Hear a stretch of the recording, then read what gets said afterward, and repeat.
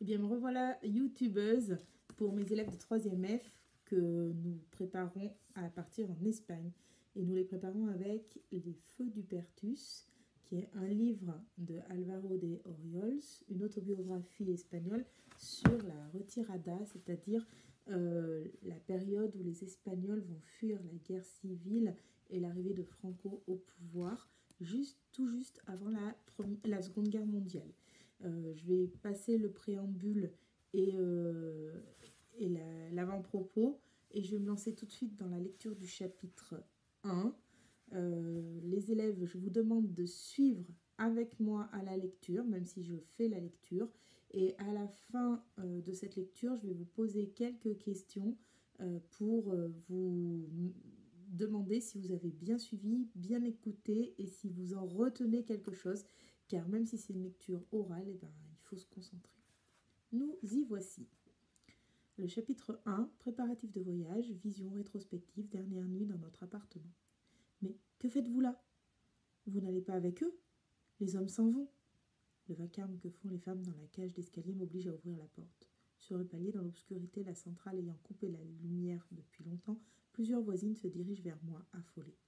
La lumière vacillante d'une lampe à huile projette leurs ombres gigantesques sur le mur en stuc. Et en bas, dans le hall d'entrée, on entend des hommes qui s'échappent dans la rue en courant. Qu'est-ce qu'ils font déjà là?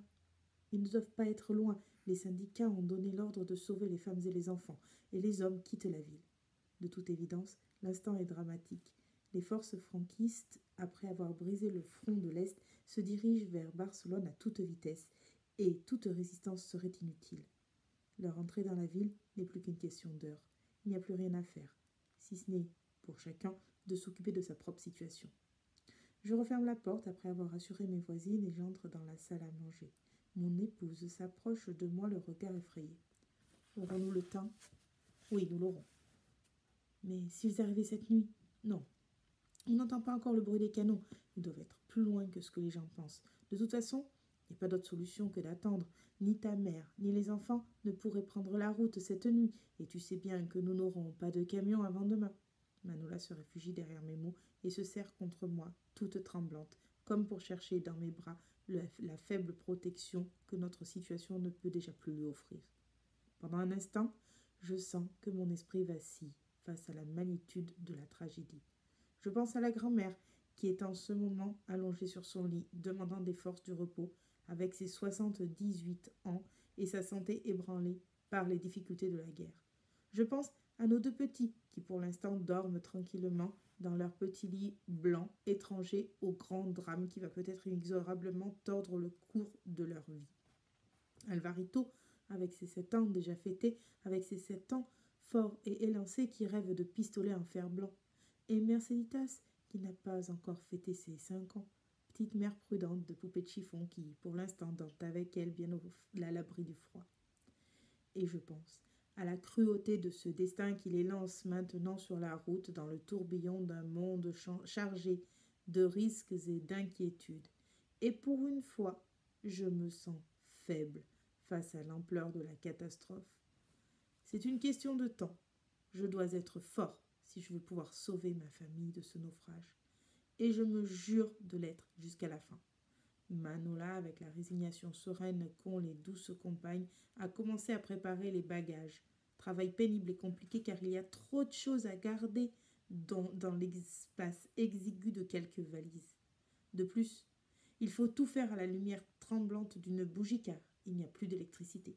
À Barcelone, plus d'électricité à Barcelone depuis que la centrale hydroélectrique de Tremp est passée sous le contrôle des forces adverses.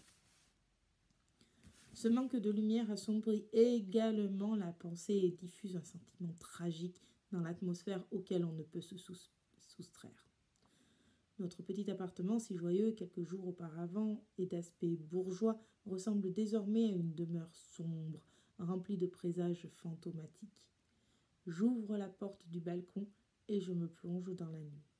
Il règne une obscurité absolue que seule atténue de temps en temps sur les pavés et les façades les appels de phares de lumière bleutée que les autos font en fuyant.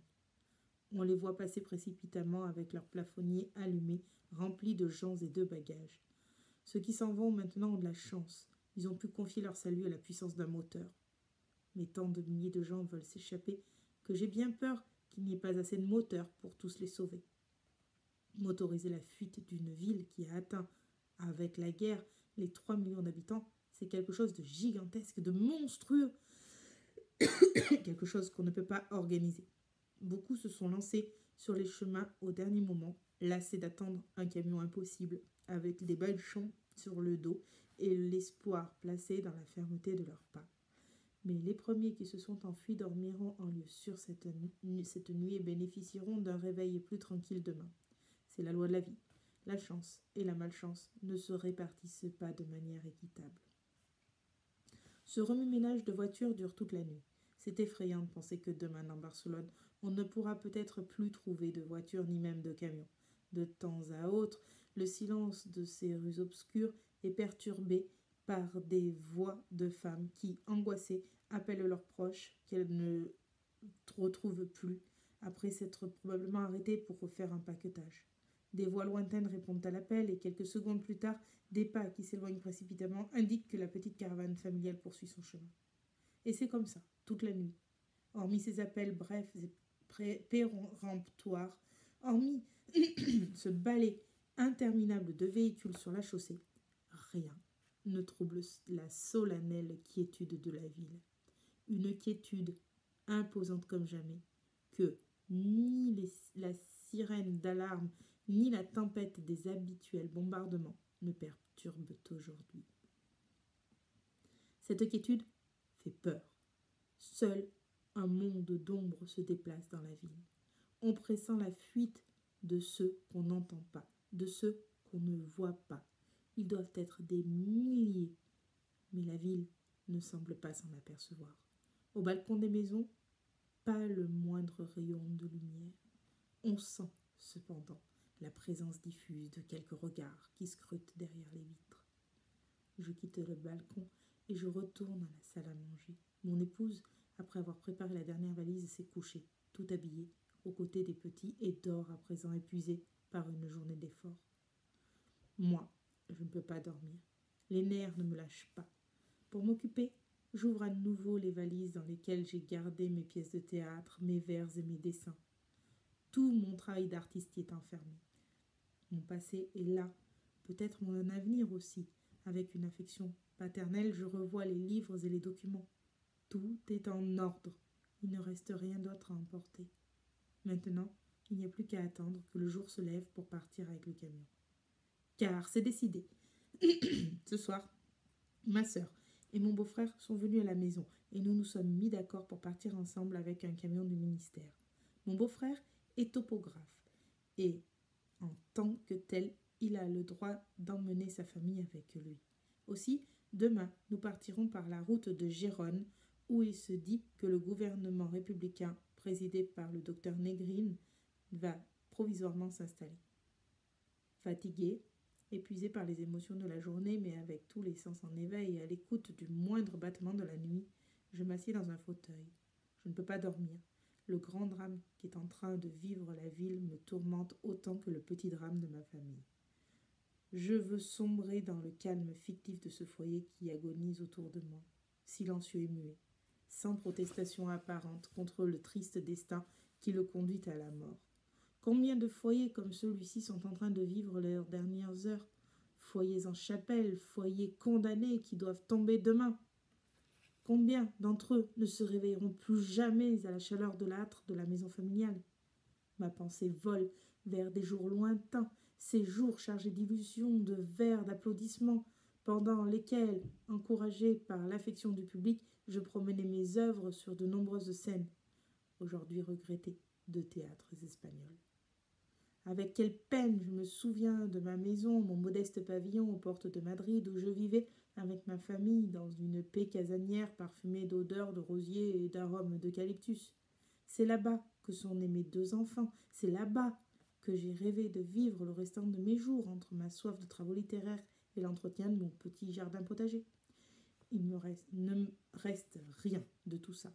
Le fruit d'une vie de travail a été enseveli à jamais sous les décombres et les ruines pendant les tragiques journées du front de Madrid. De ce naufrage, je n'ai pu sauver qu'une poignée de poésie et de pièces de théâtre. Elles sont mon unique fortune, et je me fie à elles pour reconstruire mon avenir. Elles sont rangées ici avec amour, dans ces 2 valises qui vont faire le voyage avec moi. Tout le reste demeure ici, c'est-à-dire dans ce petit appartement qui, pendant 2 ans, nous a servi de refuge à Barcelone. Ce petit appartement qui a été pour nous le prolongement de notre foyer détruit. Ma belle-mère, la grand-mère, comme nous l'appelons dans le jargon familial, a passé ces 2 dernières années à se souvenir avec tristesse de notre petite maison de Madrid. Elle se souvenait de la basse-cour où pullulaient les lapins et les poules, de leurs œufs frais qui étaient la bénédiction du petit déjeuner, de ce grand figuier qui, lorsque l'automne arrivait, faisait les délices de nos tout-petits, et du joli lavoir du verger où, le matin, on lavait le linge avant de l'étendre au soleil. Pour ma part, j'essaie de consoler la grand-mère avec des notes d'espoir. Si notre maison a été détruite un jour, nous la reconstruirons. J'écrirai de nouvelles pièces de théâtre, et l'avenir de nos enfants pourra encore être heureux. En parlant ainsi, je l'ai soutenue durant de longs mois, et elle se consolait de mes raisonnements. Mais elle était vite rattrapée par la peine. Ses souvenirs volaient dans Durangon, son village natal, détruit comme Guernica, pendant les journées qui précédèrent la chute des fronts du Nord. Elle se souvenait de la vieille ferme où elle avait passé son enfance et où elle aimait revenir en été. Elle se souvenait de ses vieux amis et de tous ses neveux dont elle n'avait plus de nouvelles. Et même de ce neveu qui était parti combattre pour la France en 1914 pendant la Grande Guerre et qui s'était marié là-bas pour ouvrir finalement un commerce à Bayonne. Le rêve de la grand-mère, c'est de retourner à Durango à la fin de la guerre pour tous les embrasser et profiter avec eux de quelques jours de paix à la chaleur du terroir. Je ne veux pas briser son rêve, mais j'ai peur qu'en voyant son village détruit, elle ne ressente une peine immense. Combien de douleurs comme celle de la grand-mère surgiront en Espagne lorsque s'achèvera cette guerre civile? Combien de larmes couleront à la vue des villages, des bourgades et des logements détruits? Mais il est encore trop tôt pour penser à cela. Nous sommes très loin de cet instant et nous vivons encore dans la sanglante réalité de la guerre. Refoulant ces tristes pensées, j'abandonne mon fauteuil. En arrivant dans le couloir, j'aperçois mon chien qui quitte son tapis et s'approche de moi d'un air mélancolique. Pauvre Keane. On dirait qu'il comprend. Je prends sa tête dans mes mains et une fois de plus, des envies de pleurer me reprennent. En pleine guerre, j'ai pu le ramener de Madrid, où je me refusais à l'abandonner. Bien qu'il soit fort et robuste, il commence à se faire vieux, et pour bon et loyal qu'il soit, il a gagné le droit de vivre une vieillesse tranquille. Je le prendrais bien avec moi si je pouvais, mais il n'y a pas moyen de l'emporter. Et c'est cruel, c'est injuste de payer ainsi sa loyauté. Je ressens un profond désir de lui demander pardon. Mais comment lui expliquer que ma vie est en danger? Comment lui faire comprendre le risque auquel je m'expose si nous restons ici? Bien que je ne l'abandonne pas totalement, je le ferai garder par nos aimables voisins, ainsi que notre joli chat Pipo, que nous avons trouvé il y a 1 an, tout petit et craintif, abandonné devant la porte d'entrée. Mes pauvres amis, la griffe de cette guerre civile va aussi atteindre leur petite vie. Je m'éloigne, attristé. Il existe de petites tragédies comme celle-ci qui affectent profondément le cœur. Dans le couloir, j'entends la respiration calme et reposée de la grand-mère. Dans notre chambre, mon épouse et les enfants continuent de dormir, plongés dans un sommeil, quand ces longues heures d'une nuit d'angoisse, même le plus bref grondement de bombardement, n'est pas venu troubler. J'entre dans la salle à manger et machinalement, j'allume une cigarette. Un rayon de lumière, pâle et triste, pénètre à travers les volets du balcon. On n'entend plus de trépidation de moteur et les voix des femmes égarées dans les rues sans lumière ne déchirent plus l'air noir de la nuit. Barcelone se réveille. La clarté violette des premières lueurs lui donne un teint apaisé. Je suis sûre que très peu de gens ont dormi cette nuit. Mais on a l'impression qu'ils ont tous dormi et que, dans quelques instants, ils vont tranquillement se réveiller. Barcelone, le 23 janvier 1939. la lecture de ce chapitre est terminée. Je vous pose maintenant quelques questions, pas beaucoup, mais juste de quoi réfléchir. Je vous conseille de prendre des notes, même sous forme d'abréviation, même quelques mots, en mettant chapitre sur une feuille chapitre 1, et puis le sous-titre du chapitre. Ici, préparatif de voyage, vision rétrospective, dernière nuit dans notre appartement. Et puis, recopier quelques notes sur ces questions. Alors, qui est le narrateur? Avec qui est-il? Et où? Et dans quelles circonstances se trouve-t-il? Quelle est la situation d'énonciation? Réfléchissez à cette situation d'énonciation et écrivez en quelques notes la situation. Ensuite, deuxième question, que veut-il emmener avec lui dans sa fuite et que doit-il laisser? Et donc là encore, 2-3 notes, c'est très rapide. Et je vous pose une question plus personnelle maintenant. Et vous, à sa place, qu'emporteriez-vous? Et comment vous sentiriez-vous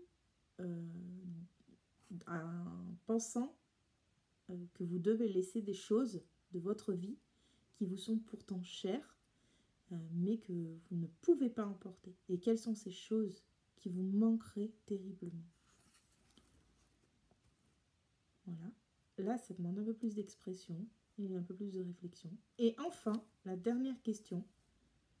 Réfléchissez à ce que la grand-mère espère retrouver. Et vous, qu'est-ce que vous attendriez de cette situation? Qu'est-ce que vous iriez tout de suite retrouver si, après un long exil, pour sauver votre vie? Voilà, cette première lecture est terminée. Si je vois qu'elle est assez regardée, eh ben, je passerai à la deuxième lecture.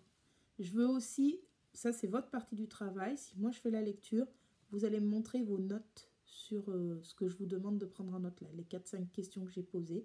Vous écrivez 2-3 notes, je veux les voir.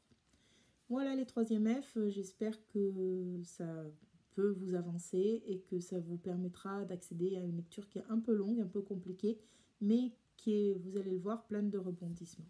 À demain.